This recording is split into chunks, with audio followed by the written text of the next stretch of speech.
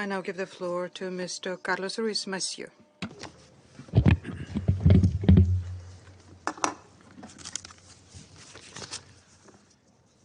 Merci beaucoup. Thank you very much, Mr. President.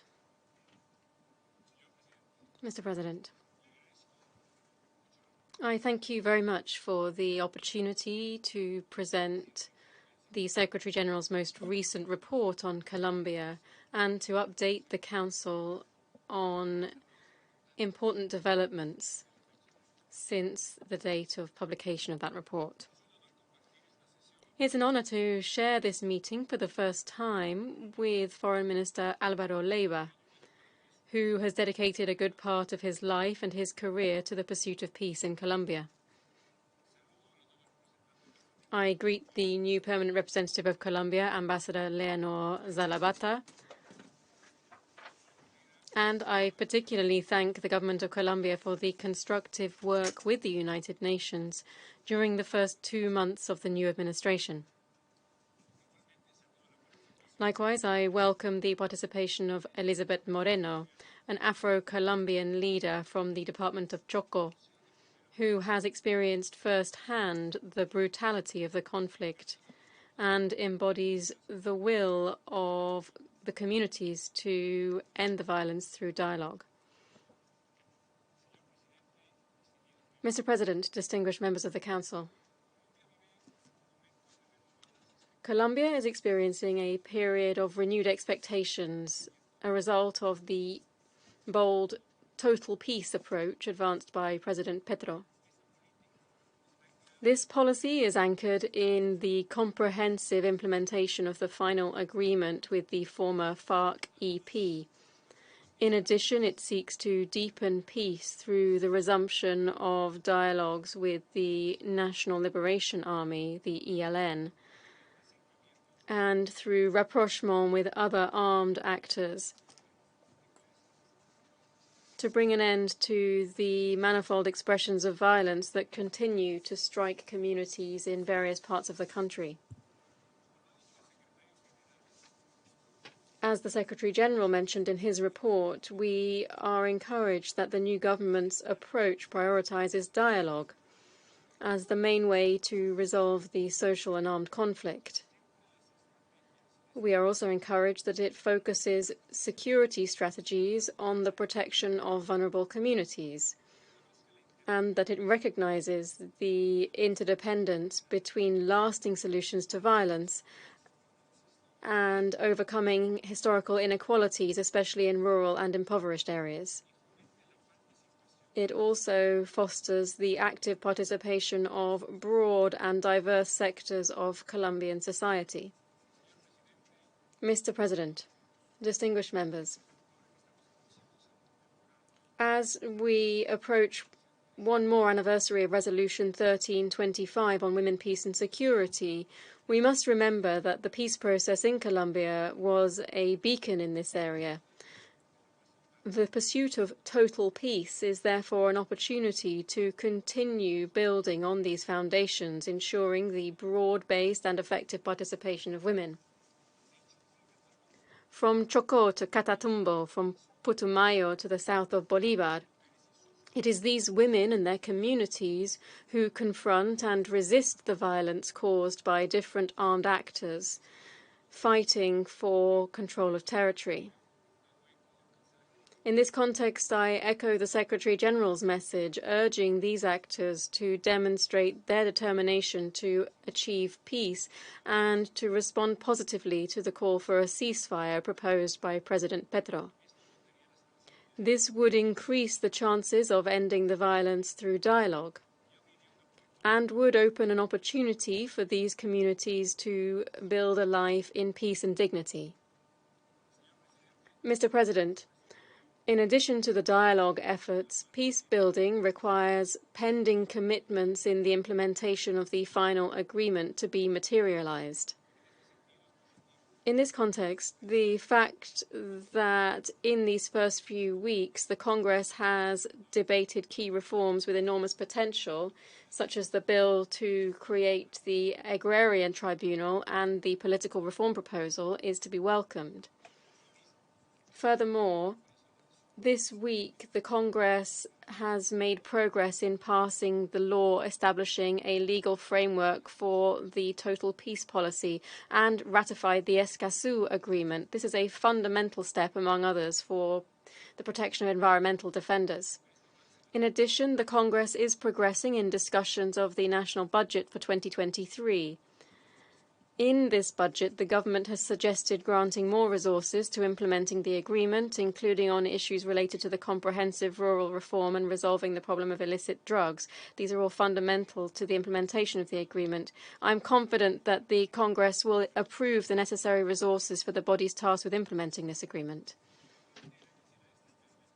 Likewise, I would like to highlight the importance of the recent agreement between the government and the Cattle Breeders Federation for the purchase of land to be distributed among peasant farmers through the mechanisms established by the peace agreement. The implementation of this agreement will give an unprecedented boost to agrarian reform, addressing one of the structural causes of the conflict. Mr. President, distinguished members of the Council, bringing the promises of the agreement to fruition requires continuous and constructive dialogue between the parties and with civil society, including women and ethnic organizations, within the framework of the institutions created by the final agreement. Importantly, the Commission for the Follow-up, Promotion and Verification of the Implementation of the final agreement and the National Commission on Security Guarantees met recently for the first time during the new administration, both chaired by President Petro. I truly believe that the full use of these mechanisms will be key to help resolve the many urgent challenges facing peace implementation. It is important, furthermore, that the government appoint a new director of the Reintegration Agency and its representative to the National Reintegration Council, so that this important forum can fully resume its work in supporting more than 13,000 ex-combatants on matters ranging from gender and ethnic affairs to land and housing. Undoubtedly, this would contribute to giving certainty to former combatants and continuity to their dialogue with the government so as to consolidate the process, starting with pending discussions on how to guarantee the sustainability of reintegration. Mr. President, recent developments within the comprehensive system for truth, justice, reparation, and non-repetition illustrate the centrality of victims to peace and reconciliation. The report of the Truth Commission, whose recommendations the new administration has committed to implement, was inspired by the voice of thousands of victims. The unit for the search of persons deemed as missing has responded to the calls of indigenous and Afro-Colombian communities and has reached important agreements with them to strengthen search efforts in their territories. The Special Jurisdiction for Peace continues advancing towards the issuance of its first restorative sentences. Important steps in this direction include the holding of public hearings for the acknowledgement of truth and responsibility, as well as discussions involving perpetrators and victims regarding proposals for tasks, works, and activities with reparative and restorative content. The SJP has also opened new cases to address crimes committed by all parties, as well as their impact on ethnic peoples and territories, and announce an upcoming case on crimes related to gender-based and sexual violence as called for by civil society and women organizations. Señor Presidente, distinguido. Mr. President, distinguished members of the Council.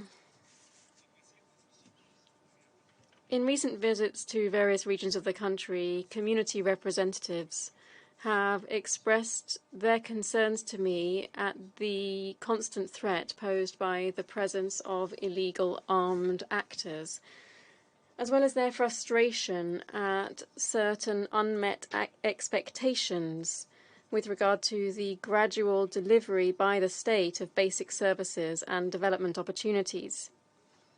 For this reason, I applaud the government's willingness to adopt a new human safety-based approach aimed specifically at enhancing the deployment of state services across the board, as well as focusing on citizens' trust in civil institutions and the armed forces, and gradually extinguishing the sparks that lead to violence.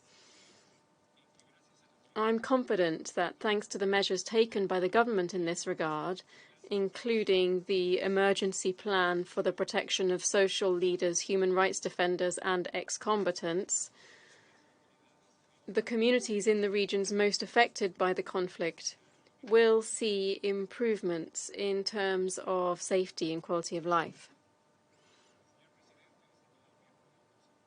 Mr. President, distinguished members of the Council, the decision announced last week by the government of Colombia and the ELN to resume peace talks is encouraging. With the will of the parties and the support of Colombian society and the international community, it will be possible to bring an end to a conflict that has lasted for decades and whose resolution is essential to expand the dimensions of peace within the country. I, of course, trust that Colombia can demonstrate to the world once again that there is no better alternative to ending conflict than through dialogue.